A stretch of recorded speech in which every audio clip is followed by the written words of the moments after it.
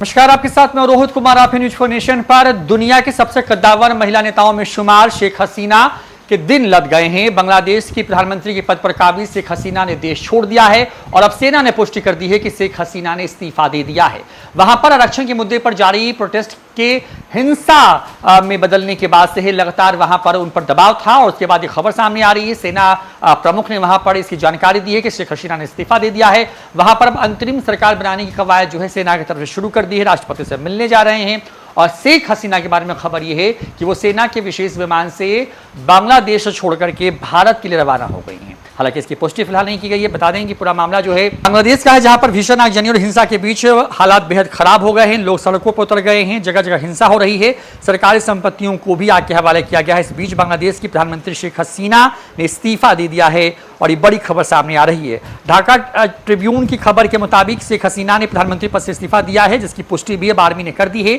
सेना के विशेष हेलीकॉप्टर से वो भारत के लिए रवाना हो गई हैं। ऐसी खबरें भी सामने आ रही हैं। बांग्लादेश में लगातार हालात जो है वो खराब हो रहे हैं और इस बीच में सेना चीफ जनरल वकार उज जमान देश को संबोधित करते हुए कहते हैं कि देशव्यापी कर्फ्यू को दरकिनार कर हजारों की संख्या में प्रदर्शनकारी जो है मार्च के लिए ढाका के शाहबाग चौराहे पर इकट्ठा हुए थे।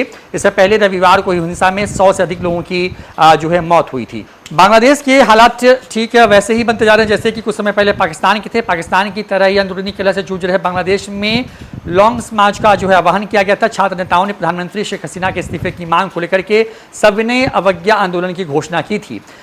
बांग्लादेश में ताजा हिंसा जो है वो 5 अगस्त से शुरू हुई। सुबह सुबह बांग्लादेश के अलग अलग इलाकों में प्रदर्शनकारी इकट्ठा हुए और शेख हसीना के इस्तीफे की मांग को लेकर के सड़कों पर उग्र प्रदर्शन करना शुरू कर दिया। इस दौरान प्रदर्शनकारियों से तरूण पार्टी के समर्थकों के बीच झड़पें शुरू हो गई। प्रदर्शन ने इतना उग्र रूप ले लिया कि पुलिस और छात्रों के बीच भी झड़प शुरू हो गई।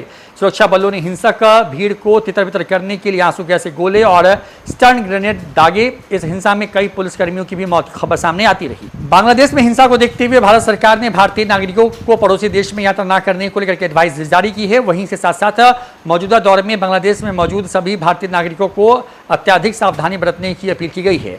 अपनी गतिविधियों को प्रतिबंधित करने और अपने आपातकालीन फोन नंबरों के माध्यम से ढाका में भारतीय उच्चायोग से संपर्क में रहने की सलाह दी गई है। इसके अलावा सरकार ने इसके लिए हेल्पलाइन नंबर भी जारी किया है। तो बड़ी खबर सामने आ रही है बांग्लादेश से, जहां पर जो आरक्षण का मुद्दा है वो इतना हावी हो गया कि वहां पर लंबे अरसे से प्रधानमंत्री कुर्सी पर काबिज और करीब 6 महीने पहले ही जो है 200 से ज्यादा सीटें जीतने वाली शेख हसीना जो है उनको अपनी कुर्सी छोड़नी पड़ी है, देश छोड़ना पड़ा है। जानकारी के मुताबिक वो अपनी बहन के साथ जो है सेना के विशेष विमान से भारत के लिए रवाना हो गई हैं।